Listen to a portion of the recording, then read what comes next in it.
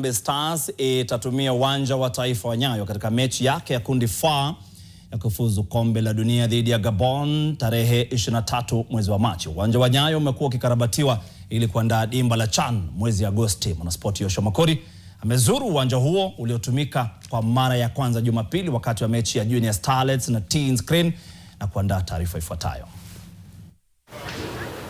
Baada ya msururu wa kutumia uwanja uliopewa jina la aliyekuwa rais wa kwanza kabisa mweusi wa nchi Afrika Kusini hayati Nelson Mandela na Mbole jijini Kampala, Uganda, Harambee Stars sasa ina nafuu, manake ukarabati ambao ulikuwa ukiendeshwa ndani ya uwanja wa taifa wa Nyayo umeisha kamilika na itautumia uwanja huu wake katika mechi yake maridadi kabisa dhidi ya Gabon ya kundi la F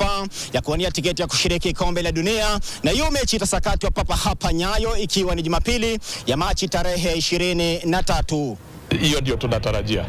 lakini sasa bado mipango tunaongea na hawa